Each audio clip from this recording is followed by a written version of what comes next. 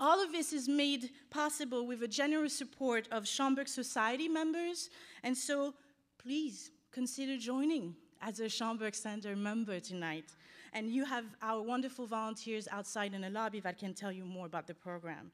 I also want to quickly tell you about one more exciting way you can show your love for Schomburg. We have been selected as a National Medal for Museum and Library Services finalist. It's a big deal. It's a big deal. The National Medal is the nation's highest honor to be given to museums and libraries for service to the community. Recipients of this prestigious award will receive the award at a ceremony this spring from none other than the First Lady, Michelle Obama. We want to go to Washington, D.C., so help us win. And the way you do it is to share your story about how the Schomburg Center has impacted you and your life. And to do that, you visit Facebook. So hopefully all of you here tonight use Facebook.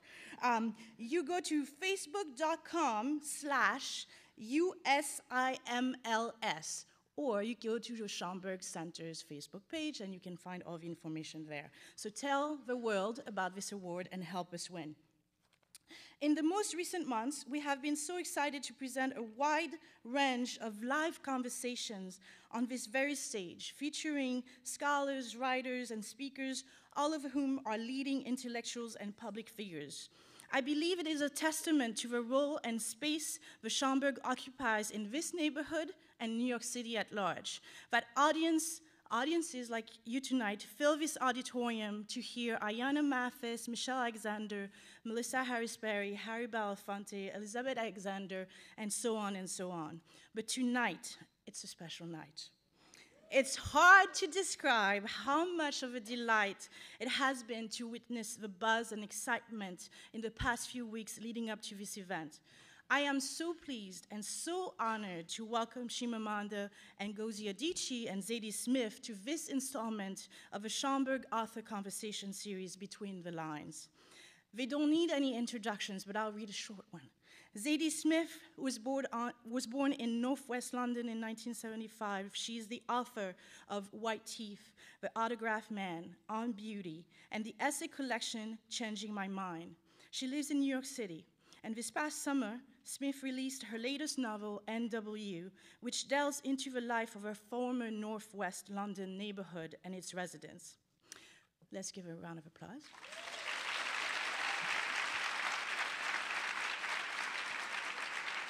Chimamanda Ngozi Adichie grew up in Nigeria.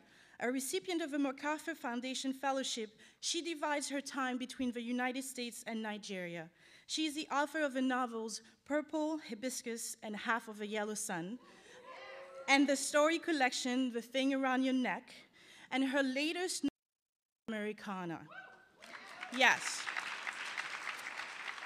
We're happy to be one of the first stop in New York City in her book tour following her win at the 2013 National Book Critics Circle Awards last week. Thank you.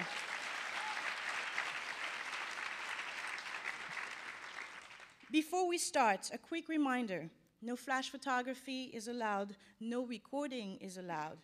We will collect your questions on the index cards that you received when you checked in. Hand them to our staff when you're ready, and we'll pass it on to Zadie Smith. Lastly, the book signing will follow the event in the lobby right after this conversation. Now, without further ado, please welcome to our stage Chimamanda Ngozi Adichie and Zadie Smith.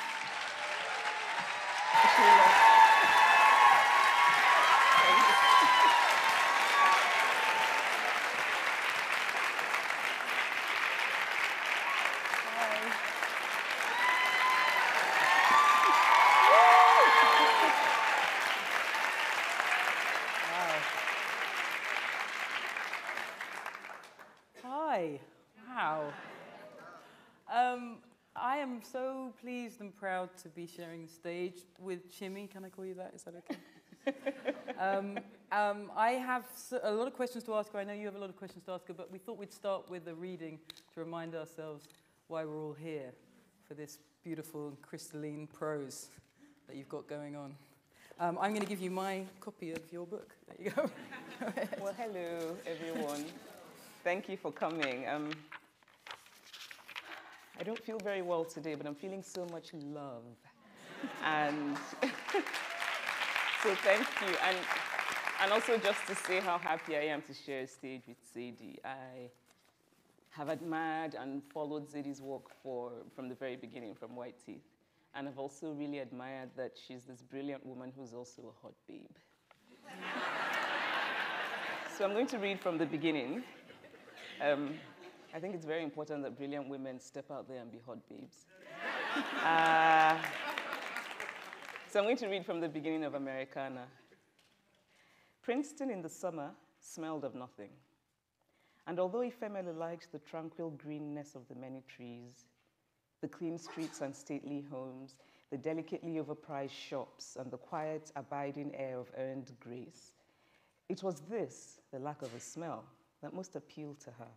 Perhaps because the other American cities she knew well had all smelled distinctly.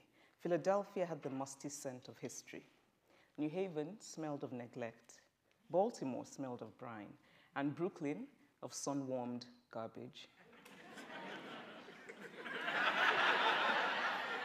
But Princeton had no smell. She liked taking deep breaths here. She liked watching the locals who drove with pointed courtesy and parked their latest model cars outside the organic grocery store on Nassau Street, or outside the sushi restaurants, or outside the ice cream shop that had 50 different flavors, including red pepper, or outside the post office where effusive staff bounded out to greet them at the entrance. She liked the campus, grave with knowledge, the Gothic buildings with their vine-laced walls, and the way everything transformed in the half-light of night into a ghostly scene. She liked most of all that in this place of affluent ease, she could pretend to be someone else, someone specially admitted into a hallowed American club, someone adorned with certainty. But she did not like that she had to go to Trenton to braid her hair. It was unreasonable to expect a braiding salon in Princeton. The few black locals she had seen were so light-skinned and lank-haired, she could not imagine them wearing braids. And yet, as she waited at Princeton Junction Station for the train on an afternoon ablaze with heat, she wondered why there was no place where she could braid her hair. The chocolate bar in her handbag had melted. A few other people were waiting on the platform, all of them white and lean, in short, flimsy clothes.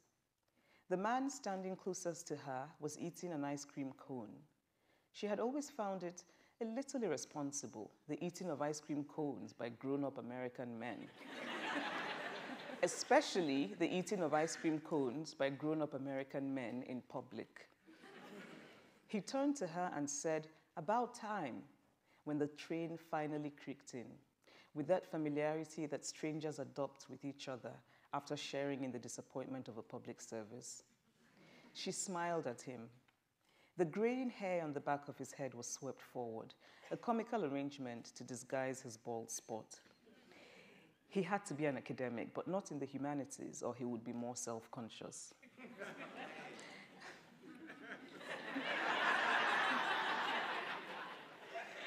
Sorry. A firm science like chemistry, maybe. Before, she would have said, "I know," that peculiar American expression that professed agreement rather than knowledge. And then she would have started a conversation with him to see if he would say something she could use in her blog. People were flattered to be asked about themselves. If they asked what she did, she would say vaguely, "I write a lifestyle blog." Because saying, "I write an anonymous blog called Raceteenth," or "Various Observations about American Blacks, those formerly known as Negroes, by a non-American Black," would make them uncomfortable. She had said it, though, a few times. Once to a dreadlocked white man who sat next to her on the train, his hair like old twine ropes that ended in a blonde fuzz, his tattered shirt worn with enough piety to convince her that he was a social warrior and might make a good guest blogger. Race is totally overhyped these days. Black people need to get over themselves. It's all about class now, the haves and the have-nots, he told her evenly. And she used it as the opening sentence of a post titled, "Not all dreadlocked white American guys are down." Then there was the man from Ohio who was squeezed next to her on a flight. A middle manager, she was sure, from his boxy suit and contrast color. He wanted to know what she meant by lifestyle blog, and she told him, expecting him to become reserved or to end the conversation by saying something defensively bland like, "The only race that matters is the human race." But he said, "Ever write about adoption? Nobody wants black babies in this country, and I don't mean biracial, I mean black. Even the black families don't want them." He told her that he and his wife had adopted a black child, and their neighbors looked at them as though they had chosen to become martyrs for a dubious cause.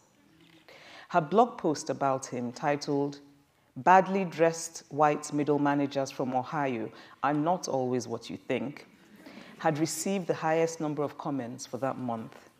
She still wondered if he had read it. She hoped so. Often she would sit in cafes or airports or train stations, watching strangers, imagining their lives, and wondering which of them were likely to have read her blog, now her ex-blog. She had written the final post only days ago, trailed by 274 comments so far. All those readers growing month by month, linking and cross-posting, knowing so much more than she did. They had always frightened and exhilarated her. Readers who used words like "ray-fi" in their comments made her nervous, eager to be fresh and to impress, so that she began over time to feel like a vulture hacking into the carcasses of people's stories for something she could use. Sometimes making fragile links to race, sometimes not believing herself. The more she wrote, the less sure she became. Each post scraped off yet one more scale of self until she felt naked and false. I think I'll stop there. Thank you for listening.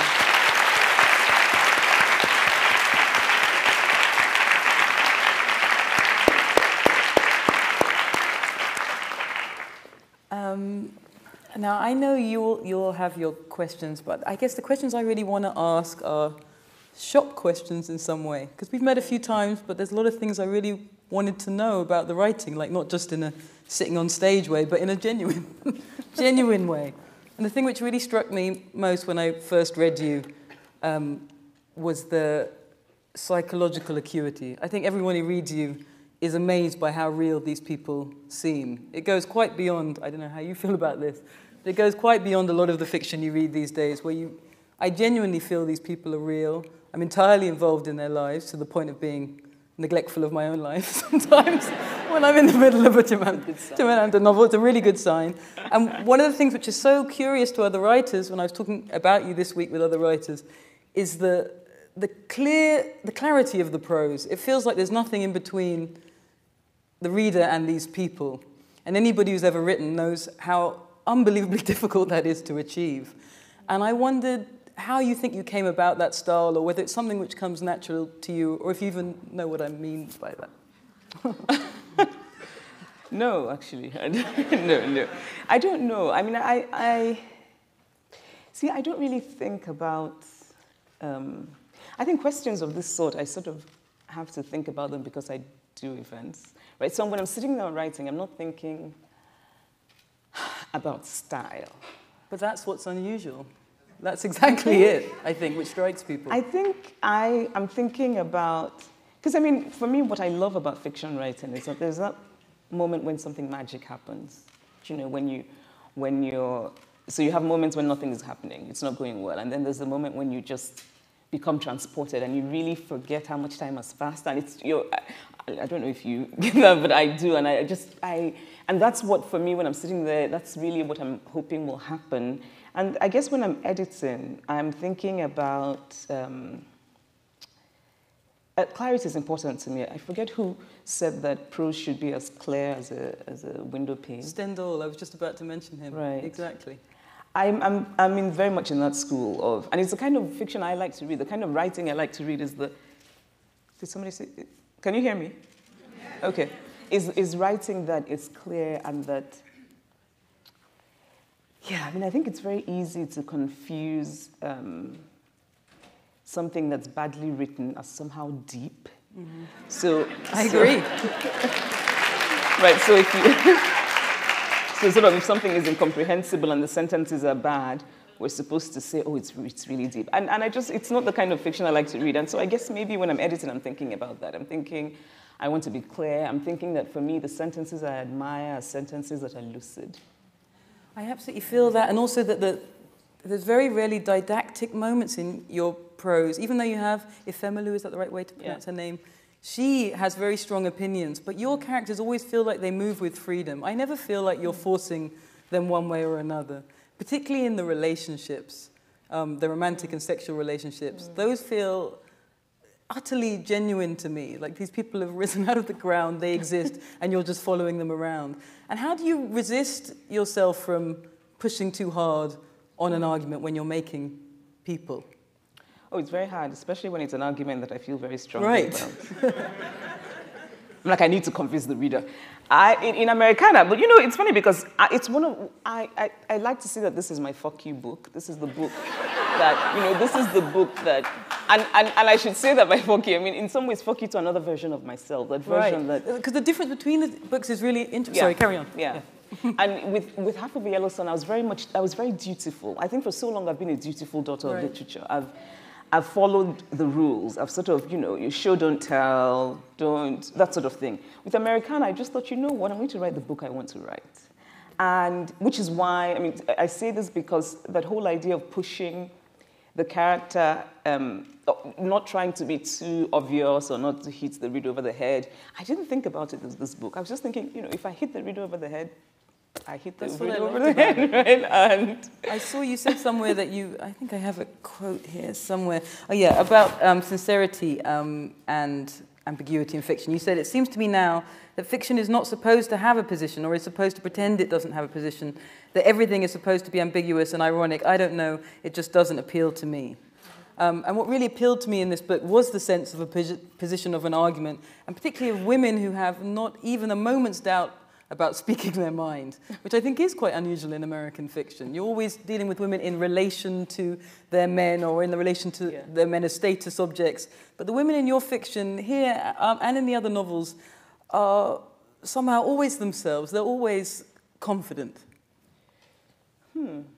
I think. I like that. I mean, I know many women like that. You know, it's interesting to me, though, because, and I think you're right about much of American fiction, actually just much of fiction being published these days, having, which is, I suppose, is why women, which is why very often I hear from people who say, your female characters are so strong, how do you do that? And then I think, but that's, do you know what I mean? It's always in context. I remember somebody once very unwisely gave my mother a copy of Bridget Jones' Diary in the mid-90s. A book I find very funny and sweet, but for my mother, it might as well have been written in Swahili, the amount that she comprehended the situation, or her question was, what is wrong with this woman? What is her issue exactly? I don't understand. What's the problem here? Yes. So for her, it was just a completely absent thing. It didn't make any sense to her. Exactly. So for me, I'm writing about women who are familiar, right? Because you know, and not to say that all the women I know are strong and have their shit together. They're not. But to say that the idea of a woman being strong and simply being strong, not to prove anything or not to be unusual, is normal to me. So right?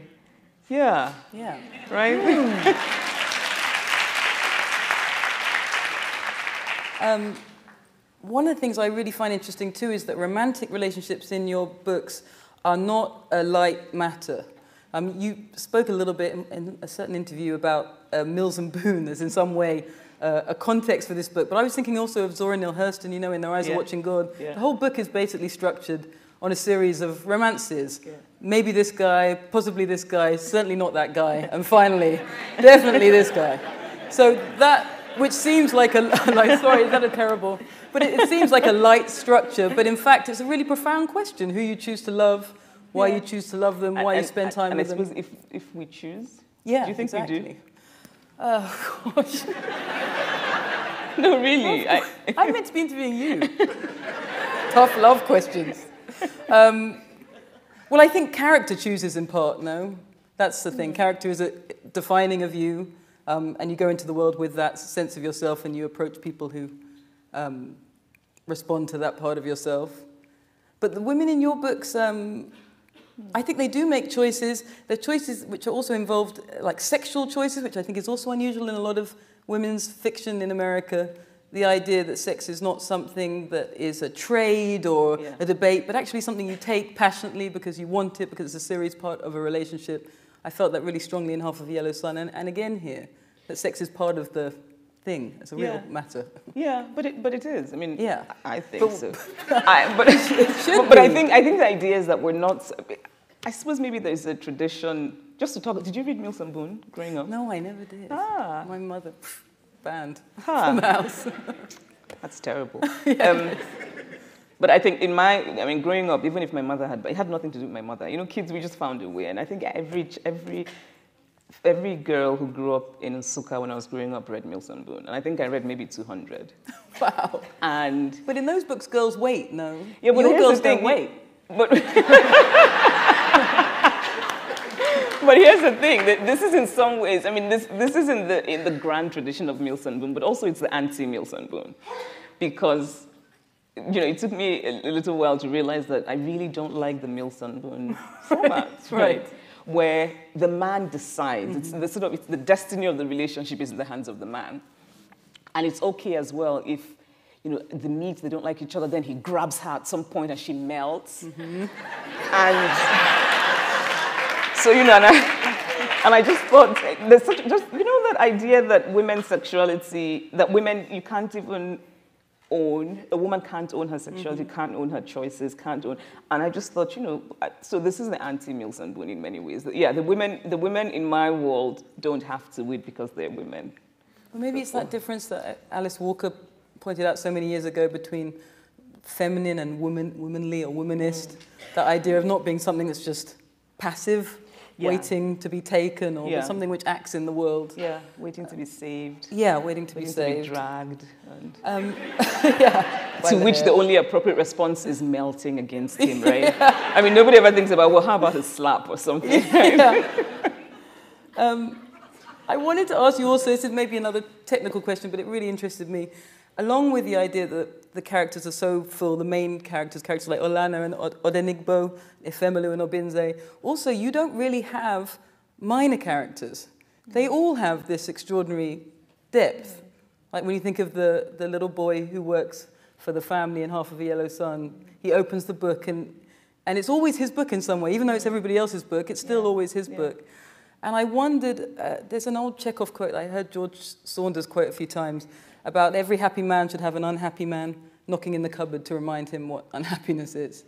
And I wondered if that had anything to do with the way you deal with major and minor characters, being a middle-class Nigerian, but obviously in a daily way, seeing people who are not middle-class Nigerians in a different situation. Yes, I mean, I think two things. I get very involved with my characters. And I imagine vast lives for even the smallest of the characters. I mean, most of it doesn't go in the book, but it's somehow there in my head, if that makes sense. And the other thing really is, with Half of a Yellow Sun, and also in many ways with American, I'm very interested in class. I'm really interested in how, you know, not like the character I read about who says race is overhyped. I don't think race is overhyped, right? But in Nigeria, because class is such a thing, you know, class really, it makes such a difference. I often say to people that it's important for me to acknowledge my class privilege, because I know that in Nigeria, I sometimes manipulate it. The places I will go to, and I will sort of play the educated and speak English, and they let me in or sort of do things for me in ways that, and for reasons that I haven't earned those things, if that makes sense, right? So I'm always interested in how class affects the way, not just the way we deal with the world, but the way the world deals with us. And in Half of a Yellow Sun, Ugu sort of he's the unlikely narrator. He's sort of the bush boy from the village. He's not educated. But for me, he was the soul of the novel, because I also, I guess, wanted to make a point about who owns stories and who gets to tell them. And, you know, I guess maybe also some sort of slightly socialist things about, you know, people need opportunity. And But I mean, I knew that book was a masterpiece. I really do think it's a masterpiece at the moment where you let him be involved in that gang rape, which everything in me wanted that not to happen, and wished you wouldn't do it because you love this boy so much and you didn't want to have to not love him. Yeah. But that was just, there was a reality to that scene and to dealing with the fact that people who you might love are going to do terrible things at times. Yep. That I just thought was really extraordinary. And 9 out of 10 writers would never have made that choice, I think. Yeah. But I think sad about it again. I think war does that. I mean, the idea that war can... It was a very difficult scene for me to write because, I guess it's obvious reading the book how much I loved Ubu. I mean, Ubu is me. Ubu is my baby. I just adore that character. And so it was very difficult to write. And I remember... But I never doubt... I mean, I knew it had to... because it just would be false to pretend that somehow we go into war and we somehow emerge as pristine beings. Because, war just... So it was quite difficult to write, and I rewrote it many times because I just wanted to strike a certain balance, and I wasn't, I wanted to... He's doing it, he's making the choice. Yeah. But then, to an extent, it's not really a choice. And then to think about the woman who's the victim. Anyway, it's... But that's fiction writing. You have to deal with these myriad angles and try to hold them in your hands. It's so difficult. You do it so well. But then when it goes well, it's just glorious. I mean, yes, when you have the few rare moments when fiction happens, it's just... It's incredible, you're right. There's something I want to ask you about, exactly that kind of delicacy of distinction. Like the thing with class, which I thought was so great in Americana, is that from a different perspective, perhaps from a white middle-class American perspective, there is no class amongst black people, or none that they're particularly concerned with, because it just seems to be an undifferentiated mass. But I do, like when I was reading it, I was laughing a lot, maybe in a kind of inter-Caribbean Nigerian way at the various levels of Nigerian class, and remembering, as a Jamaican in London, all my Jamaican family, whenever you did anything wrong, you'd be told, look at the Nigerians, look at what they do. Look how great they are at everything. But it was also a matter of some jealousy and strain, Sometimes it'd be like, look at the Nigerians. Other times, damn Nigerians, they do everything well. So it made me laugh reading the book for that reason. But I also wondered, like my family had a very stereotyped idea of Nigerians, that they were wonderfully educated, they did everything well, everything went great for them, and it was so wonderful. And I wondered if the Jamaican view of the Nigerians is just another stereotype of the kind, a single story of the kind you describe, or if there is something that Nigerians are doing well, that we are right to be incredibly jealous of. Yes! We're in the education field. Come on. Well, here's the thing. I'm really sorry to announce this, but Nigerians rule the world. I mean, they seem to. Sorry, but we do. No, but it's so interesting, though. It's so interesting to me to hear that. So you must have grown up then with this sort of latent resentment of Nigerians. Part of this is caused by the problem that every Nigerian in London says they are a prince, and we have no evidence one way or another. So they may be princes. I don't know. That's the complication. Yes, that would be, in fact, it's a lot of princes for one country. No, I mean, I think it's so funny to me when I came to the US and to meet the kind of Nigerian who Americans will say to you, oh, he's a prince. And the minute I hear that, I'm like, nonsense. That is just complete bullshit. I mean, seriously. There are like maybe 2 princes in the whole damn country. And, so many ethnic groups didn't even have royalties. But anyway, it helps if you go abroad and you claim that you're royal, because then... But back to the stereotype of I think there is some truth. But the thing about stereotypes, really, right? There's some truth to it. Nigerians are, and I think this is true I think other Africans will say the same thing. There's something, the average Nigerian is different from the average Tanzanian. I love Tanzania, please don't send me angry emails. I'm just saying our histories are different. There's just a different, I don't know if, I don't want to ramble, but actually I just thought about this book and how when I came to the US, I started thinking about race in a way that I had never thought about race in Nigeria. If I had been born in South Africa, Tanzania, Kenya, it would be different, I think, because in those countries there's an awareness of race as a thing. And I mean, obviously, the British stayed on and took lands that didn't belong to them, that kind of thing. In Nigeria, they came, they caused trouble, they left. Right. And I think, yeah. Basically. And so because of that, maybe that's what explains, there's just a certain And it's not always a good thing, but there's a certain, an aggressiveness, a drive, a barely contained craziness that is part of the Nigerian spirit, which can often result in, you know, so Nigerian, and I kind of make fun of it a little in the book about, you know, the Nigerian parents who tell their children, you know, look at your mates going to Oxford. What, yeah. You know, it's everybody has to go to Oxford. And I'm thinking, well, but there isn't that much space there. For the whole of Nigeria. No. But yeah, there's, I mean, I think, I mean, whether it's a single, I suppose it is, but there's truth to it. I mean, I think there's reason for... I think there is. Look at what we have here, clearly. I wanted to ask you about the construction of blackness in America. I really related to those sections about being a non-African-American black.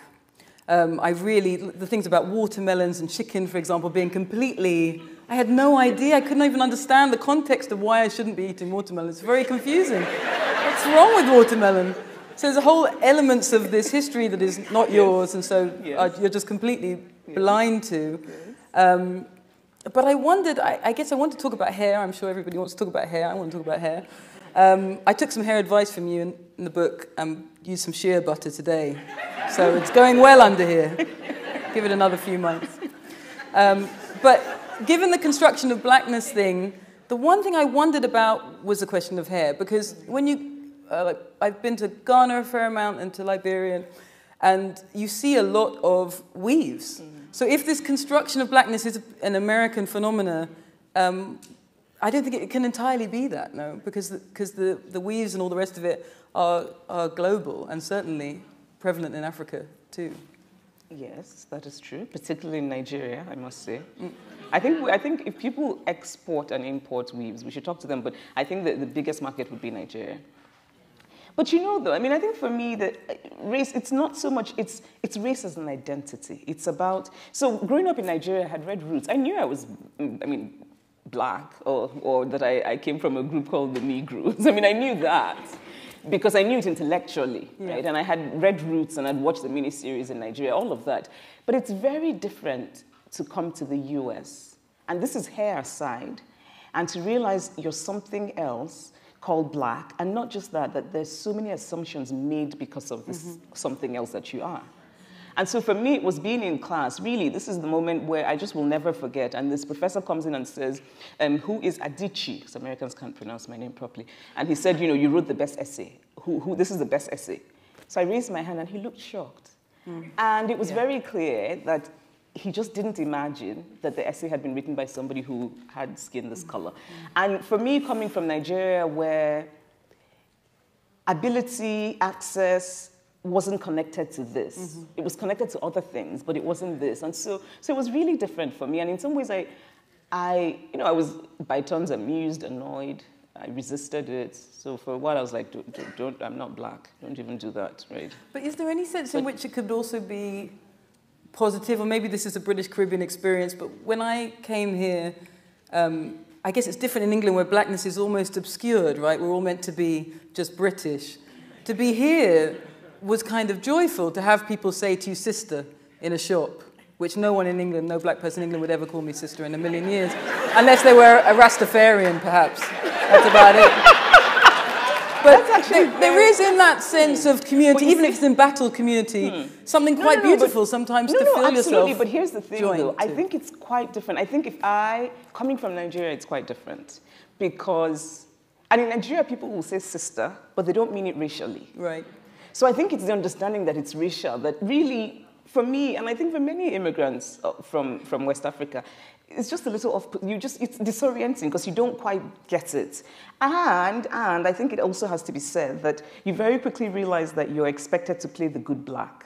Yeah. Because you're not African American, therefore you're the good black. And you know, white people will say, oh, but you're different. And you're supposed to be, you know, instead of being furious, because that's really an insult, you're supposed to be happy, that sort of thing.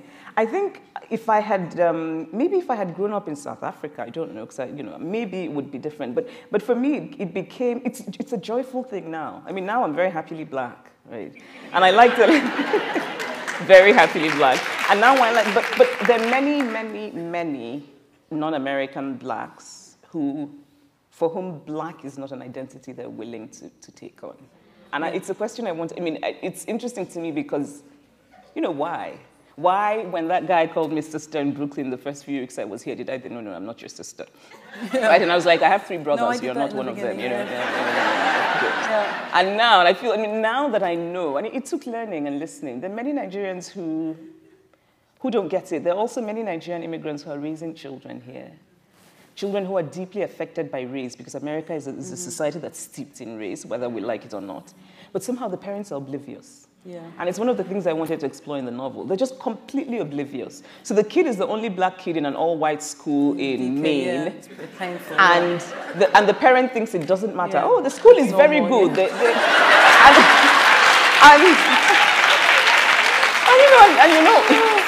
So I wanted to, so I kind of wanted to explore that. But no, really, I agree, there's something, I can see how, but that's interesting. So in the UK, how do I put this? It's just, in the UK, it's not, there is no, I don't think there's a sense of a kind of positive black identity or a strong black identity. And here, even if it's been created in defense or in response, there is so much that's beautiful in it, and so much that feels strengthening. And now when someone calls me sister, I find it a very joyful matter to be called sister by a stranger in a shop. I think that's an extraordinary thing. Yeah. And to feel that you can be, maybe in England, the whole of England is about being the good black. No, you always have to be on your best behavior.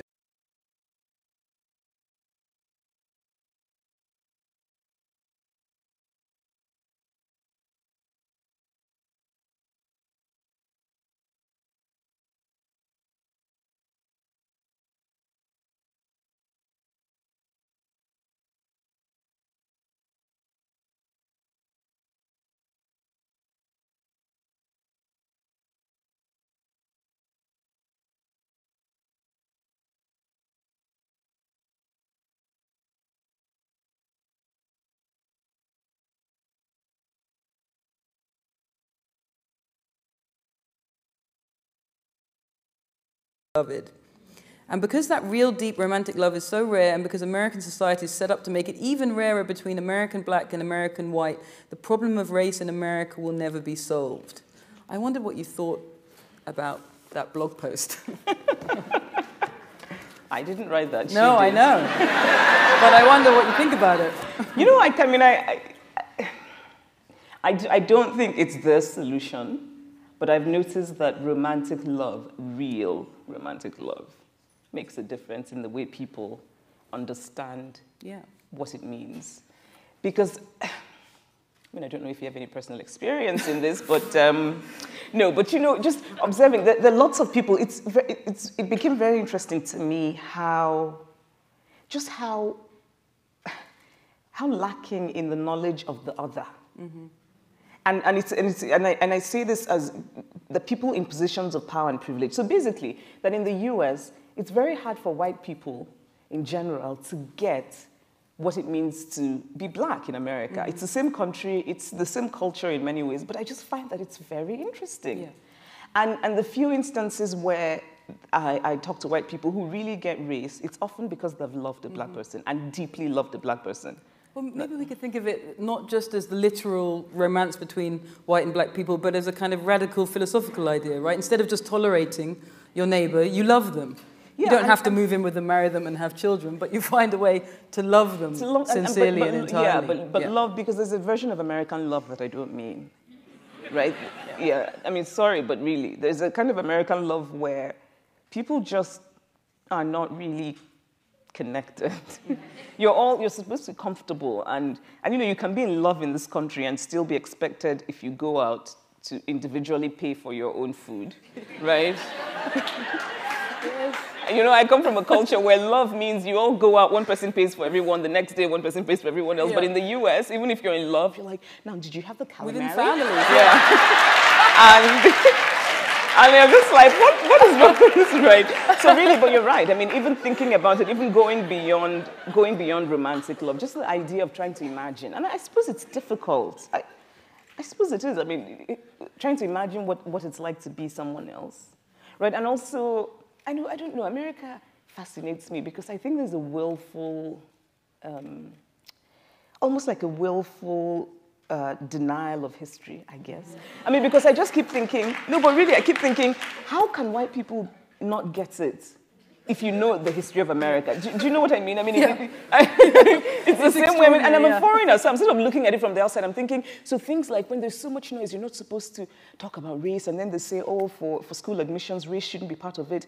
And I'm thinking, but, you know, it was just 40 years ago, and everything, it was race. No. So how are we going to solve it without race being part of it? It's just, I find that very interesting. But then you hear, like, during the Oscar ballot, apparently the news was that many people in the Oscar ballot didn't watch 12 Years a Slave. They couldn't even bring themselves to watch it.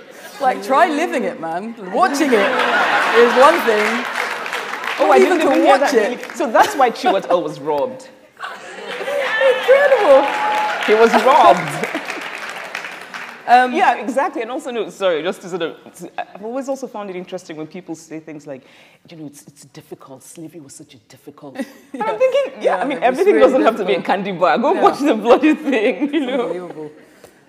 There's one thing I want to ask you before we open up to the floor, which I guess is personal on my part, but when you're thinking about this blog post and the idea of a radical love between black and white people, of course, the literal result of that would be people like me, mixed race people. And in the book, there are a few moments where Femelu feels this anxiety, which I think is so normal in America, about the idea that all the images are of women my color, I suppose, one way or another. And I guess what I wanted to add to that is that women my color, I'm sure there's some in the audience, are also not delighted by that. Do you know what I mean? It's a very complicated thing to feel that you are being used in some way. Yeah. And also, of course, it tears apart families. Like, I remember being in Jamaica, walking down the street. My mother was incredibly beautiful. I, at the time, was really not very beautiful at all. But people were following me down the street, and I knew why. But that's not a happy feeling for mixed-race people. That's a terrible feeling, genuinely. So what I was thinking about is there's a section in her blog where she says, you know, we're pleased that Obama married a dark-skinned woman because it affirms his blackness, it affirms Michelle's blackness, and I feel the same pleasure myself, but then I have to ask myself, well, if he married a mixed-race woman, would that in some way be a lesser marriage? If it was a white woman, would we feel differently? Yes, we would. Yes, we would. And, but do you not, but... We would. We would. Yeah. But do you not hope for a time when people's intimate, like when I think of my own family, I'm married to a white man, my brother is married to a white woman, my little brother has a black girlfriend, dark skin. My mother has been married to a white man, then a Ghanaian man, a very dark skin, now a Jamaican man of medium skin. Each time she marries, is she in a different status with her own blackness? Like, what? How does that work? No, but here's the thing. That can't work. No, but here's the thing. It's not, see, I think, for me, it's not, I'm not interested in policing blackness. Right. I'm not interested in... Because that makes it complicated for families like mine, which are all over the place. But also, I don't know that, well, I shouldn't speak for other people. I was going to say, I don't know that people are necessarily interested in saying this is how black you are. Maybe some silly people are. But the point about Michelle Obama isn't that somehow Obama would have been less black. It's that there's a long history and a tradition that needed to be broken. Right? It's that for me, it's what you say, the world I long for is a world where all the blacks have equal value, where you open a magazine and there's a woman Michelle Obama's color, there's a woman Viola Davis's color, there's a woman your color, there's a woman Tandy Newton's color.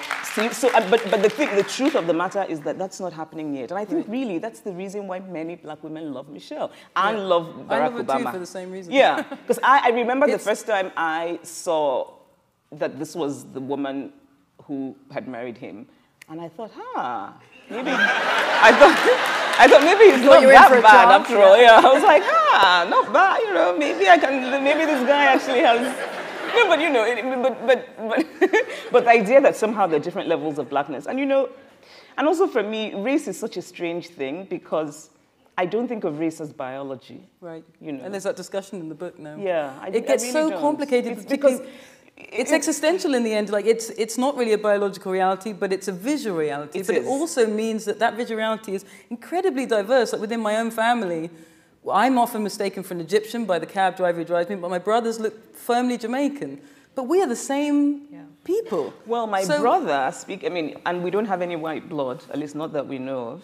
But my brother is lighter than you are. Yeah. My younger brother.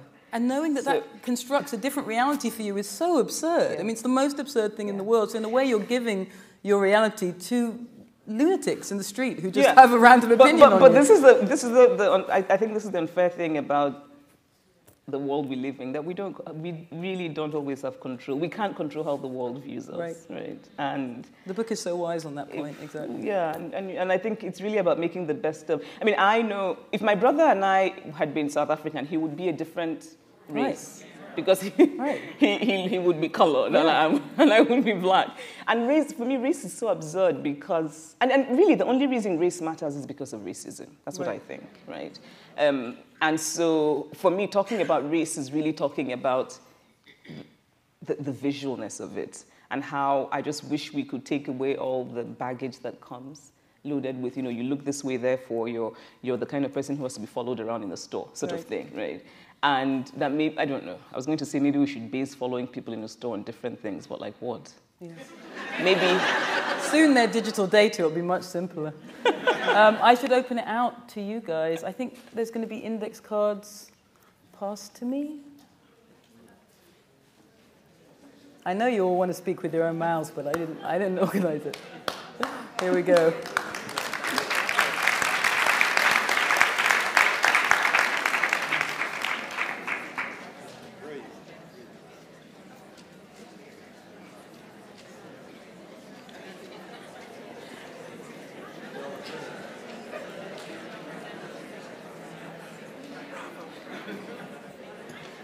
Thank you. Okay. All right.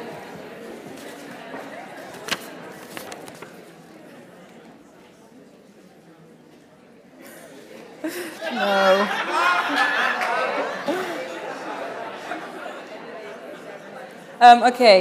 This is a question about a character in Americana. Do you think Efemelu's seemingly inherent resistance to American culture made it impossible for her to be satisfied with her life in America? In what circumstances do you think she would feel fulfilled while living in America? Is that question a kind of variety of, is it her own fault that she's not happy? I think so. It's kind of, how dare she be resistant to American culture? Well, she just was. But I don't even know about resistant to American culture. When you leave home and come to a new place, it's a complicated thing. I think there is a narrative that America likes to tell itself, which is that all immigrants should be terribly grateful to have come and should therefore shut up and not complain. And many people there are many good things about America, but it's not perfect, and people have trouble adapting and adjusting, and some people want to go home.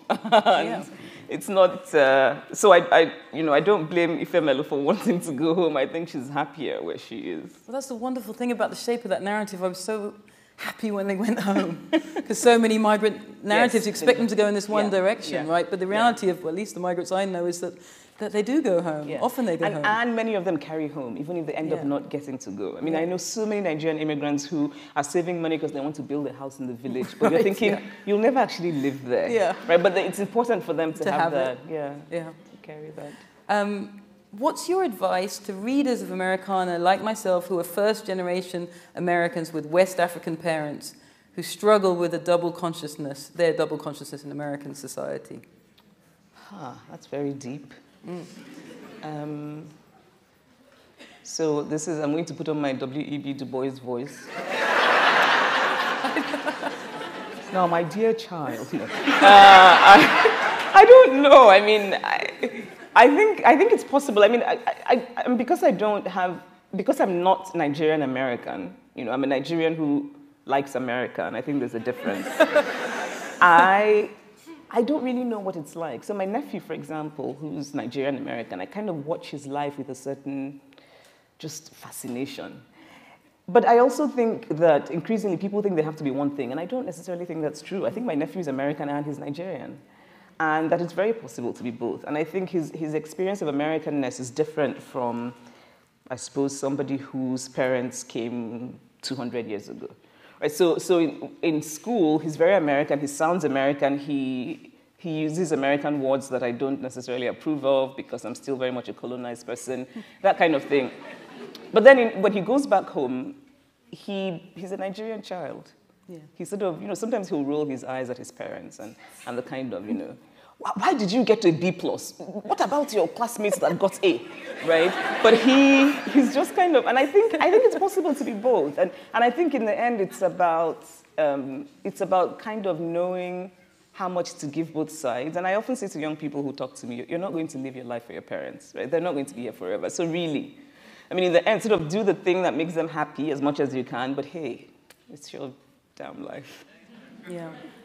I also think that maybe parents, you force a lot of culture on your children. My mother did, and I tried not to pay attention. And the moment I had children, I was like, eat this ackee and saltfish. So you have to wait some time.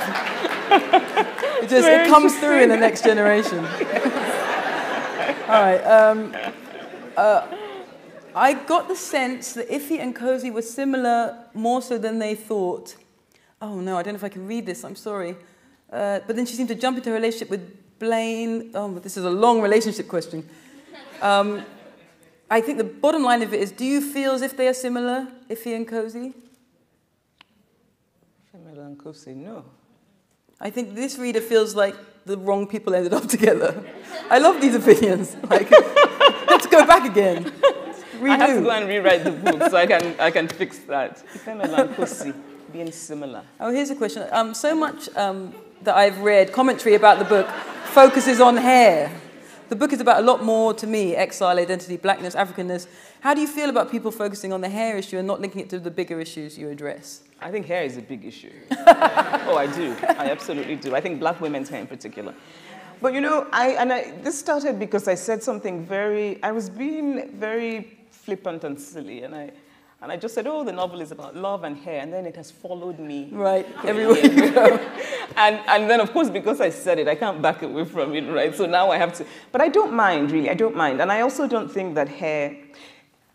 Look, people can write books about baseball, and people can intellectualize the discussion around baseball. Now, to me, baseball is incomprehensible. But I'm not an American, so that's why. So if we can do that, why not black women's hair, which has a history, which has political meanings, which is so deeply layered, which I think the world doesn't know enough about. Yeah. Which is why when a woman wears her hair a certain way, they tell her she's not professional, or she can't get the job, or she can't work in, consulting in New York City, that sort of thing. So I don't mind at all. I mean, I know that because of this book, there are many people who've said to me, oh, I had no idea. And my response always is, if you ever get to interview a black woman, can you please not make any decisions based on how she wears her hair, right? Can you please not ask her to cut off the dreads because your clients will be uncomfortable, which has happened to many people. Yeah. I think, I wasn't to see if somebody's meant to be signaling me. Are we? Yes. I think we're going to have a signing where you get to talk to Chimmy one by one. I think she has, do you have more? No, that's it. That's all I have. Oh, we have more coming. Oh, great. Excellent. You can see I do these interviews all the time. I'm professional. Can you comment on the relationship between Africans and African Americans?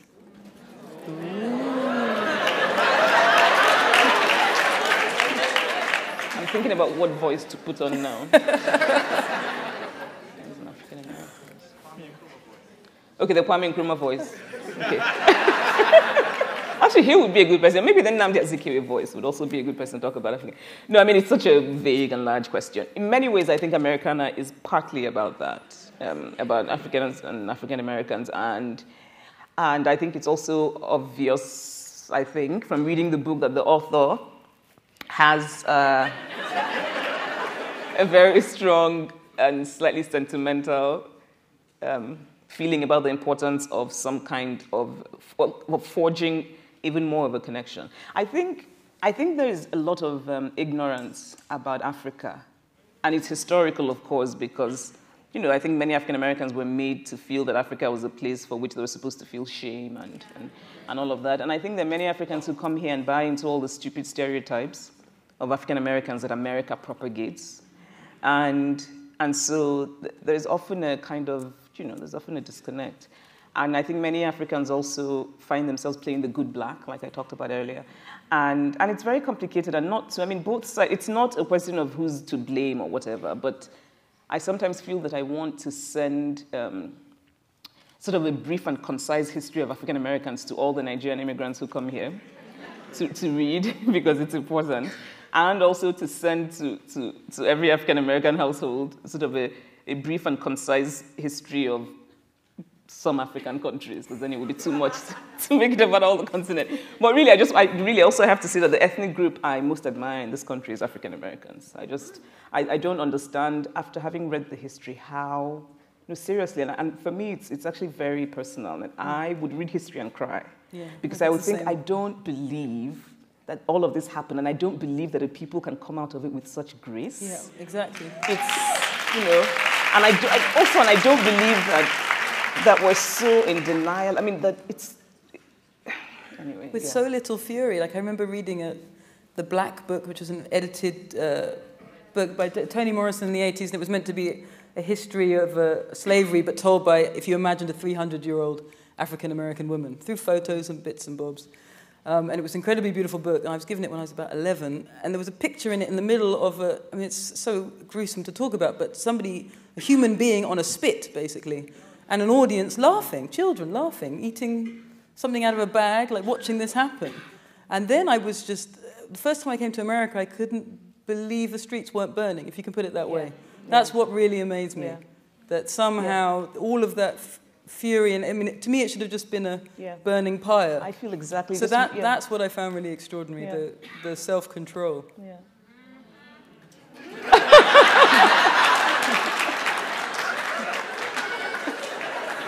You know what? Maybe it's also a survival mechanism. I don't know. Maybe it's. Yeah. This is a very personal question from a young person, turning 25 this year, and it feels like I'm on the verge of a quarter-life crisis as I try to figure out what my purpose is. So a few questions. At 25, what did you think you would be? How did you identify your purpose? And how do you advise others to find their purpose? I mean, how old were you when you wrote Purple Hibiscus, can I ask? I was actually 24, I think. Yeah, it's incredible. Sorry. But isn't there? Don't feel bad. Keep your chin up. All right, see, but here's the thing. This woman has no position. How old were you when you wrote White I Teeth? was young, but How old? There you go. But we're trying to, what advice could we give to a 25-year-old? That's what we're thinking of. I think isn't there a book called Finding Your Purpose? I think the thing I will say is when I was 25, I didn't think in those terms. I didn't think with that kind of language of I want to find my purpose. No, yeah. And I really would advise very strongly that this 25-year-old not think in those terms. What it does, it just clouds your head and you start thinking, I have to find my purpose. And what you should do is just live, right? Yeah. I just think life is short, do your thing, you just never know. Follow what you love, follow also what can, what can give you a job so you can eat.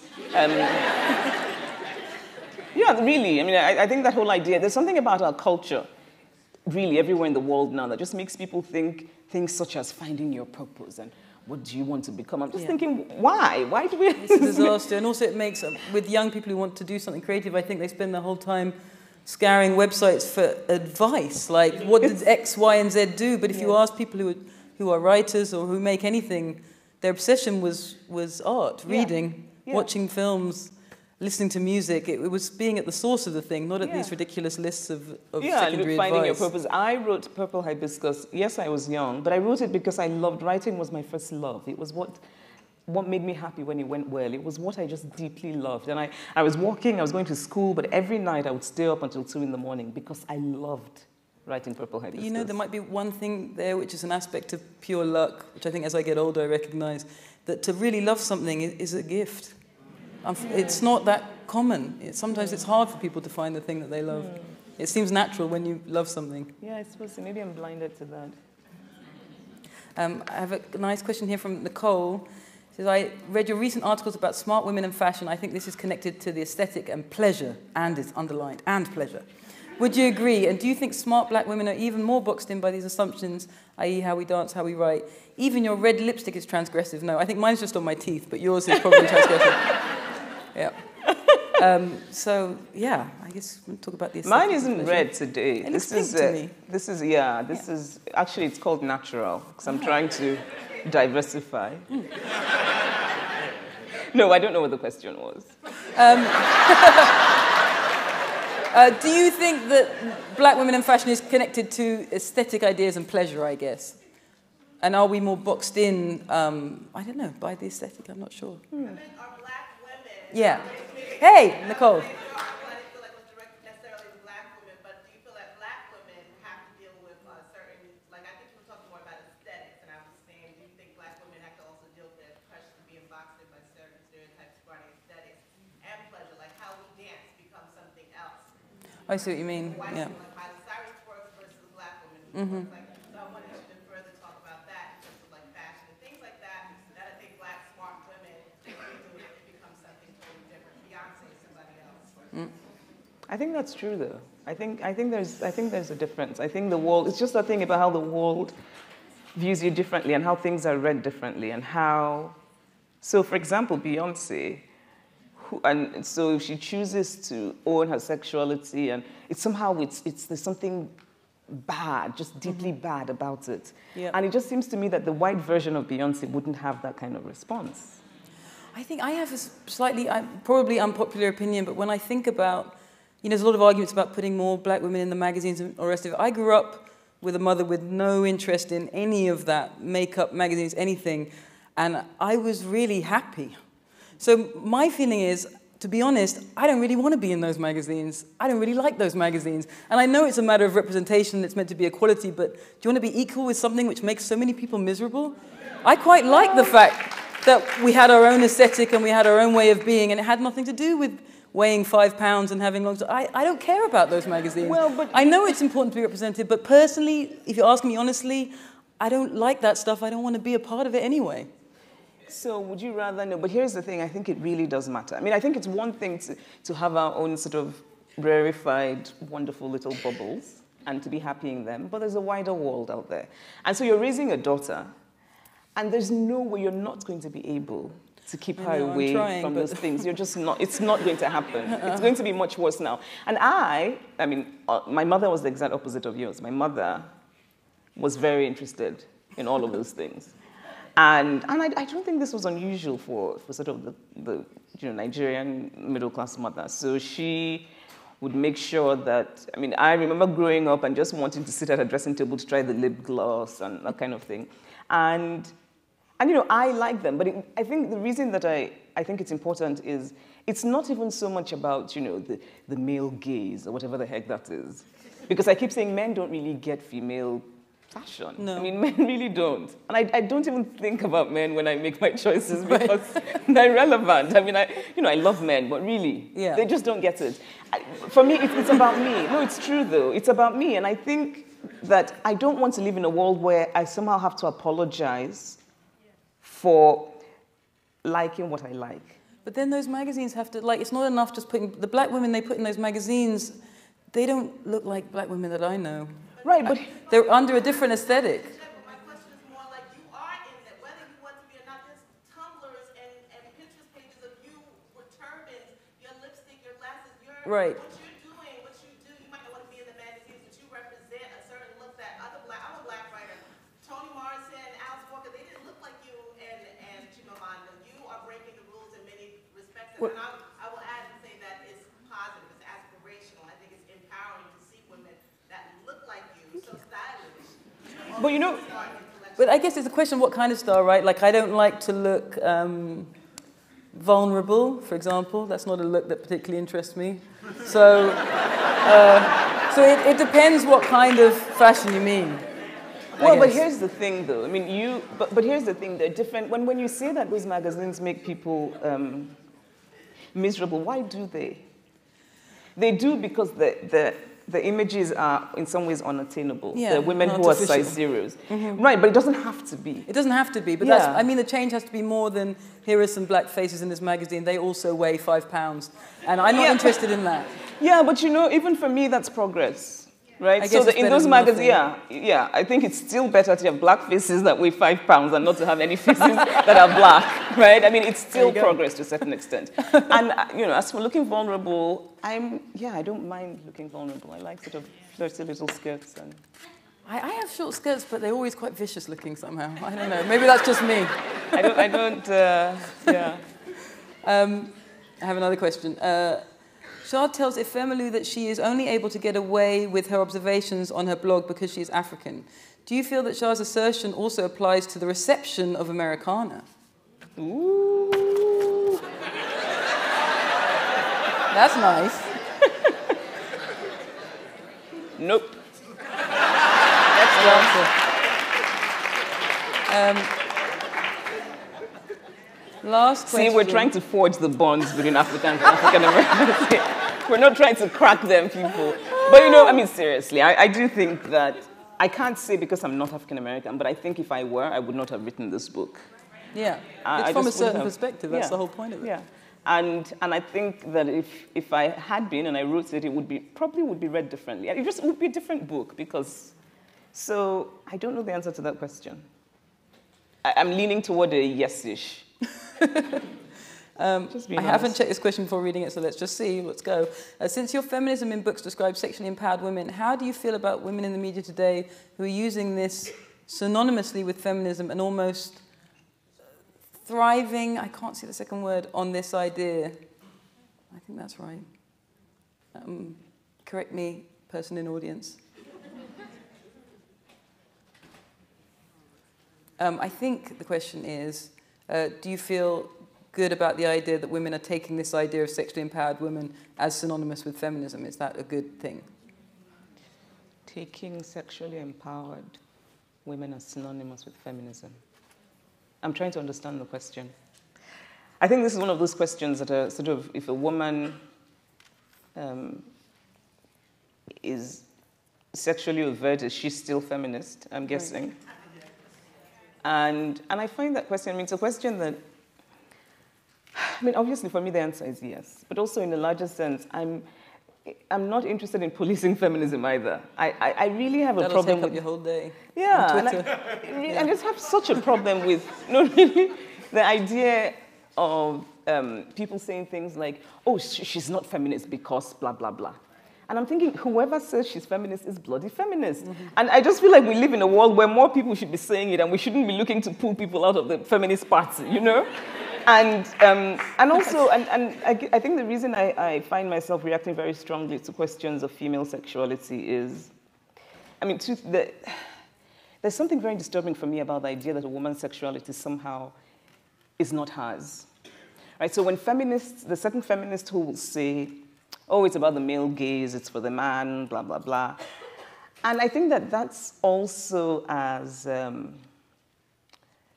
there's a kind of censoring about that that's very similar to what they're fighting, if that makes sense. Yeah. And for me, as long as a woman has the choice, which is why, you know, I'm not talking about sex work and people who are coerced, why shouldn't women own their sexuality? Why shouldn't a woman who does whatever with her sexuality identify as feminist? I've just always found that very troubling. I mean, almost unfeminist to make that argument that somehow, you know, if you shake your booty, then you're not feminist. Yeah. But I'm thinking, well, do you want to shake your booty? Yeah. A lot of the time the answer is yes. Shouldn't you have the choice to shake your booty? That's really what it's about, isn't it? About choice. But anyway, so I guess to answer the question, Chimamanda is here to encourage you to shake your booty, at least to feel free. Please to do so. And particularly shake it for yourself. Can you give her a big hand, please? Thank you. Thank you. Thanks, Zadie. Thank you very much. Thank you very much. I'm just going to ask you, I have my books. I don't know if you have yours, but let's make the book signing happen. So we are going to meet you outside, grab books at the gift shop. It's on your right. And when you come out, make a left for the book signing. You'll be directed to the tables. And thank you very much for coming.